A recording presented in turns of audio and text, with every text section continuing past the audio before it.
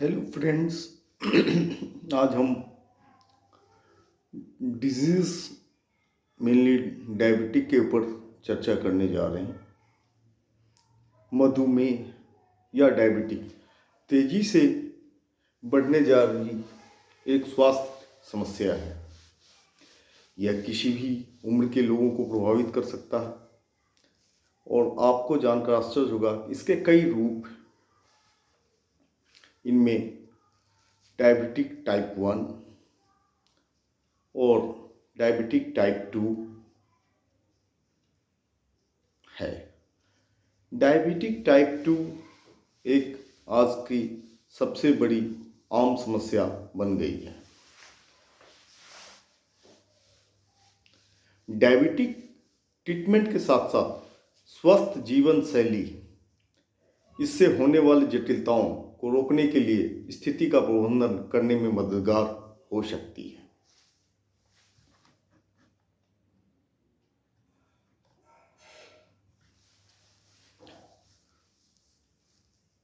Diabetic type 2 सबसे आम रूप है जो वर्ल्ड में जितने भी डायबिटिक पेशेंट हैं अर्थात मधुमेह के रोगी हैं उनमें से लगभग 90 से 92% पेशेंट टाइप 2 के ही हैं। जहाँ तक भारत का सवाल है, यहाँ भी 1 करोड़ से ज़्यादा लोग मधुमेह से पीड़ित हैं। अगर पूरी दुनिया की बात करें तो 537 से लेकर 540 मिलियंस वयस्क मधुमेह से पीड़ित हैं और एक सर्वे या अनुमान बताता है कि 2030 तक यह 643 से लेकर 650 मिलियन तक पहुंच सकता है। अब मैं चर्चा करता हूं डायबिटीज मेलिटस। यह एक डिजीज है जिसमें ब्लड शुगर लेवल बढ़ जाता है। ये कई तरह की हो सकती है। इनमें टाइप 1, टाइप 2, जेनाइटल डायबिटिक वो कंडीशन है। यह ज़्यादातर गर्भवती महिलाओं को होता है। Latent diabetic and adults LADA, child diabetic नवजात मधुमेह आदि हैं। मधुमेह के ज़्यादातर रूप आजीवन होते हैं। यदि एक बार किसी को मधुमेह रोग यदि हो जाता है अर्थात डायबिटिक हो जाता है तो वह आजीवन उसकी दवाएं चलती रहती हैं।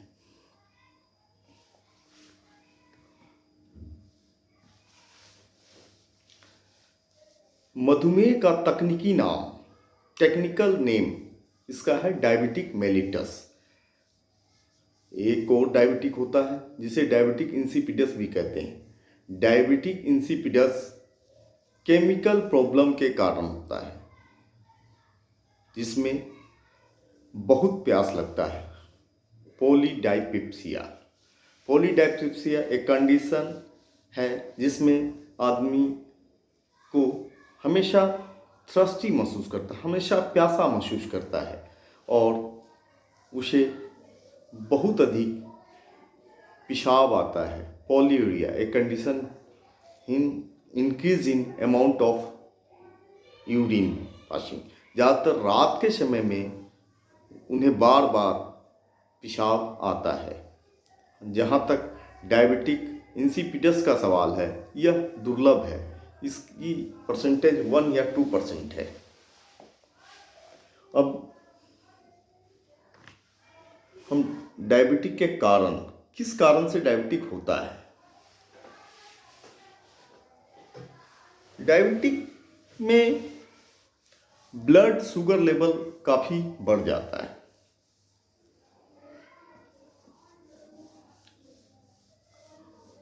सवाल उठता है ब्लड शुगर लेवल बढ़ क्यों जाता है। तो जो भी हम डाइट लेते हैं, एक इंसुलिन एक एंजाइम है जो हमारा पेनक्रियाज, हिंदी में बोले तो आग्नेयाशय निकालती है, सिक्रीट करती है और वह इंसुलिन पेनक्रियाज जो है इंसुलिन की मात्रा सही मात्रा में नहीं निकाल पाती है, प्रॉपर वे में पेनक्रियाज काम नहीं कर पाती है। ऐसी स्थिति में ब्लड शुगर लेवल बढ़ जाता है, अर्थात शुगर को लाइज करने के लिए, स्टेबलाइज करने के लिए इंसुलिन की आवश्यकता होती है। अब ग्लूकोज हमारा मुख्य भोज्य पदार्थ है। Glucose means carbohydrate. Carbohydrate is complex sugar, और उसको जब हम तोड़ते हैं तो सिंपल शुगर मिलता है। और आपको जानकर आश्चर्य होगा कि जो शुगर ही अर्थात कार्बोहाइड्रेट ही हमारा ऊर्जा का मुख्य स्रोत है, और अगर हम कार्बोहाइड्रेट या शुगर नहीं लेते हैं अपने भोजन में तो फिर हमें ऊर्जा नहीं मिल पाता। इसीलिए आप देखते होंगे कि डायबिटिक पेशेंट दिनों दिन कमज़ोर हो जाता है, कमज़ोर होता चला जाता है, और शरीर में कार्य करने की क्षमता नहीं रह जाती है।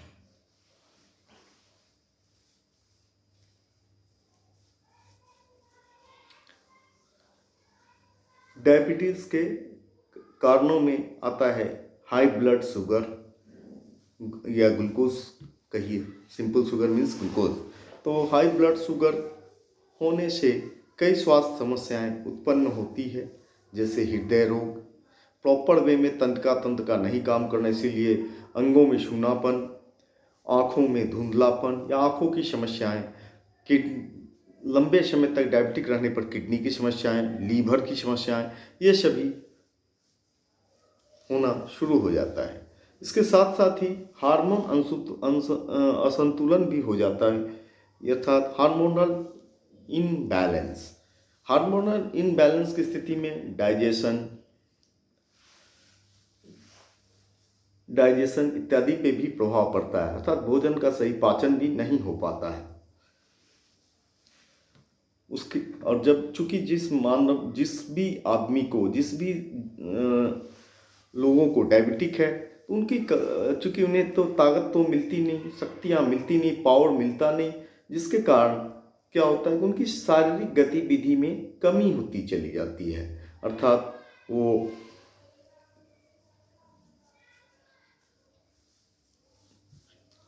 काम करना कम पसंद करते हैं, जल्दी थक जाते हैं, और फिर कई सारी समस्याएं उनके साथ होती हैं। अब है कि डायबिटिक की पहचान हम कैसे करें, ये एक बहुत बड़ा क्वेश्चन है। तो एक प्री डायबिटिक कौन है? जो लोग 30 वर्ष से ऊपर हैं, जिनका उम्र 30+ है, उनमें यदि रक्त शर्करा अर्थात खून में ग्लूकोज की मात्रा यदि एक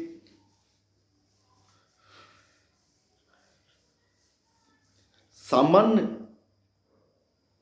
जो मात्रा होती है वो 80 से 120 है, यदि 120 से के आसपास चल रहा है, इसका मतलब वो प्री डायबिटिक हैं, अर्थात अभी से वो सचेत हो जाए, और नहीं तो वो आगे जाकर डायबिटिक हो सकते हैं।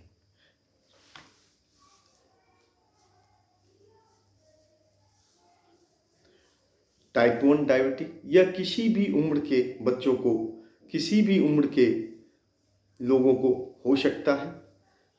इसमें क्या होता है कि अग्नाशय की कोशिकाएं जो है अज्ञात कारणों से, जिसका कारण अभी तक ज्ञात नहीं है, कारणों से इंसुलिन उत्पादक कोशिकाएं अर्थात अग्नाशय में जो इंसुलिन बनाने वाली कोशिकाएं हैं उसको डैमेज कर देती है, नष्ट कर देती है, और ये टाइप 1 डायबिटिक के शिकार हो जाते हैं।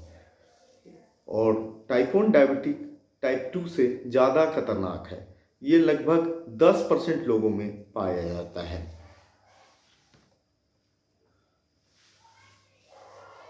गर्भकालीन मधुमेह,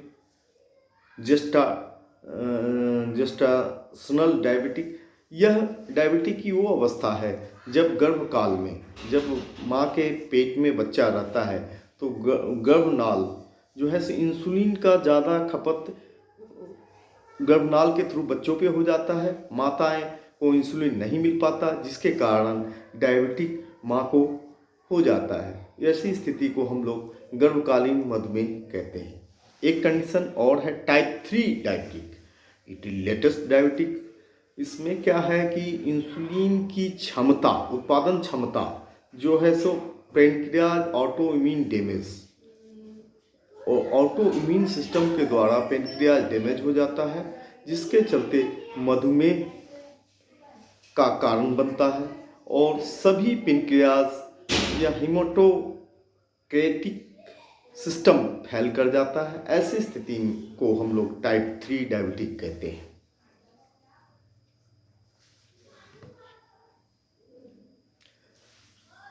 डायबिटिक की जटिलताएं है ना, क्या क्या संभावनाएं बन सकती है डायबिटिक कॉम्प्लिकेशंस।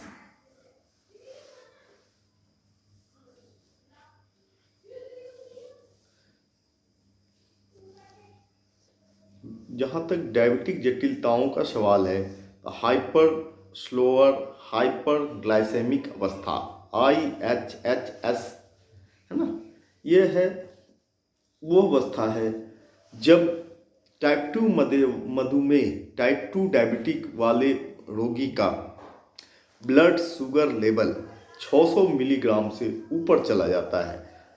इसे गंभीर डिहाइड्रेशन भी हो सकता है, अर्थात हैवी थ्रस्ट लग सकता है, शॉक भी लग सकता है एंड डेथ भी हो सकता है। तो ये अवस्था को हम लोग HHS कहते हैं। एक कीटो एसिडोसिस, यह मुख्य रूप से टाइप 1 डायबिटिक वालों को प्रभावित करता है। इसमें क्या होता है कि शरीर में इंसुलिन नहीं होने के कारण ऊर्जा के लिए ग्लूकोज का उपयोग शरीर नहीं कर पाता है।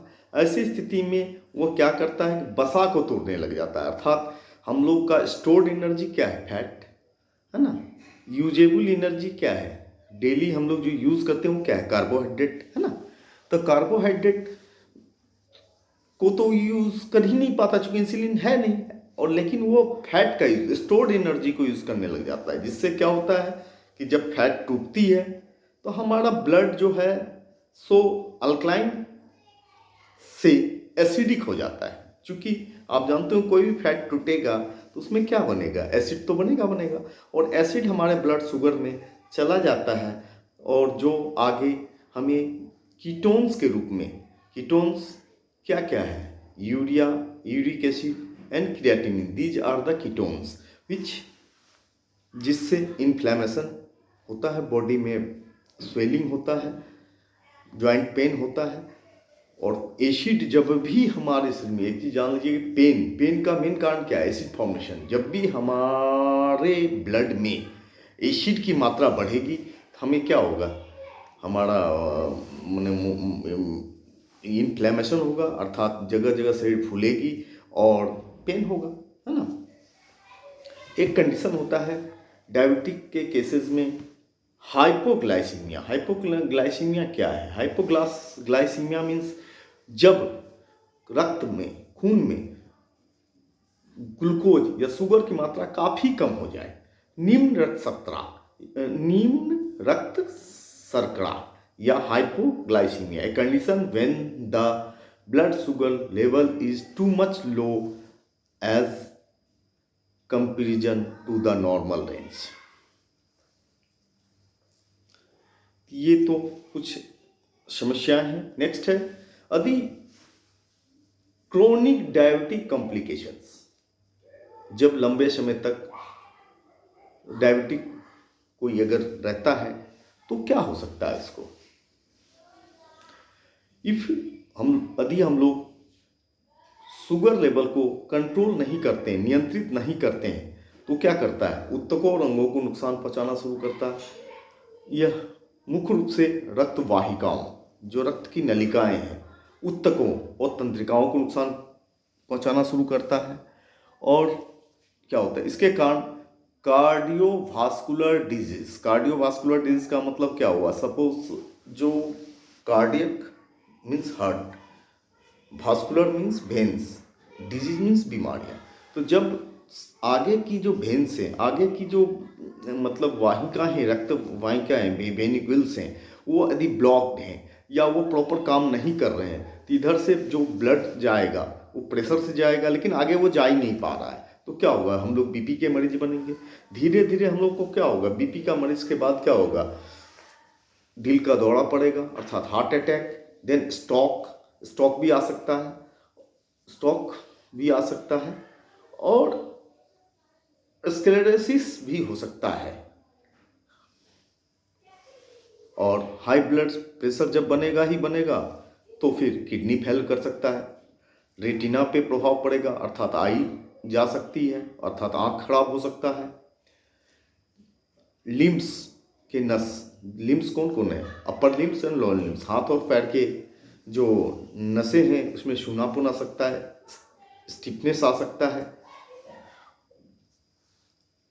और स्किन डिजीज, जहाँ पर ब्लड का सर्कुलेशन नहीं होगा तो त्वचा क्या होगा, स्किन क्या होगा, इन्फेक्टेड होगा, इन्फेक्शन होंगे। इन्फेक्शन होने के बाद क्या हो जाएगा, इस पर सोर बनेंगे, सोर जो नहीं भरने वाली घाव बन जाएगी, कितनी भी दवाई कीजिए नहीं भरेगा। तो ये सारी जटिलताएं होते होते आदमी मौत की तरफ बढ़ जाता है। अब आता है डायबिटीज का निदान क्या है। निदान में सबसे पहले आता है कि लगभग प्रतिदिन या लगभग सप्ताह में मैंने रेगुलेट अपने आप को, ब्लड शुगर को हमेशा रेगुलेट करना है। इसके लिए क्या है कि आप अपने घर पर ग्लूकोमीटर रखिए। Glucometer is instrument to measure for measuring the blood sugar level. तो घर पे रखिए, उससे उसका मतलब मेजरमेंट लेते रहिए कि आपका ब्लड शुगर लेवल में है या नहीं है, 100 और 140 के बीच में है या नहीं है। यदि नहीं है तो अपने खान पान पे कंट्रोल कीजिए, दवाइयाँ लीजिए, है ना।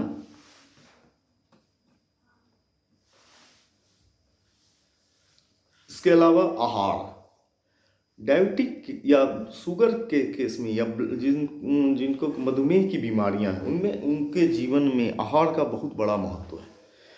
हमेशा उन्हें स्वस्थ आहार चुनना पड़ेगा, ऐसा आहार चुनना पड़ेगा जो रक्त शर्करा अर्थात ब्लड शुगर को ज़्यादा प्रभाव ना डाले। यदि आप इंसुलिन शिफ्टेड हैं अर्थात इंसुलिन लेते हैं तो उस टाइम भी भोजन और पेय पदार्थों में कार्ब्स की गिनती अर्थात कार्बोहाइड्रेटेड फूड की गिनती हमेशा करना है, अर्थात मॉडरेट हमेशा करना है। शरीर को हमेशा एक्टिव रखना है, नियमित योग और लगातार योग और व्यायाम करते रहना है, शरीर को अर्थात चलाते रहना है। सप्ताह में 4 दिन कम से कम 30 मिनट का व्यायाम या एक्सरसाइज जरूर करना है। हृदय रोग के जोखिम से बचाव करना है। वजन प्रबंधन, वेट मैनेजमेंट, ये भी बहुत जरूरी है कि शरीर का वजन बहुत ज़्यादा ना बढ़े। कोलेस्ट्रॉल नियंत्रण, ब्लड कोलेस्ट्रॉल लेवल को भी 3 महीने पर जरूर चेक कराते रहना है कि कहीं मेरा कोलेस्ट्रॉल लेवल तो नहीं बढ़ रहा है, क्योंकि एक कारण तो है ही कि आपकी वेन्स ब्लॉक होंगे, लेकिन कोलेस्ट्रॉल और जल्दी ब्लॉक करवा देंगे। तो इन चीज़ों पर ध्यान देना। प्लस जो डॉक्टर के द्वारा जो कुछ भी दवाइयाँ आपको दी गई है उन दवाइयों को समय और से लेना है, और इस प्रकार आप अपने खान पान पे परहेज का विशेष ध्यान रखना है। इस प्रकार आप डायबिटीज पर नियंत्रण पा सकते हैं। हालांकि यह बीमारियां कभी छू जाती नहीं है, पूरी जिंदगी आपके साथ ही रहेगी, लेकिन इसको एक मतलब कंट्रोल्ड करके रखना ताकि आप जो भी इसके दिक्कतें हैं उसका कम से कम सामना कर पाएंगे। Thank you friends, kindly subscribe and like and share these videos. Next day I will be another videos for your cooperation needs. Thanks a lot.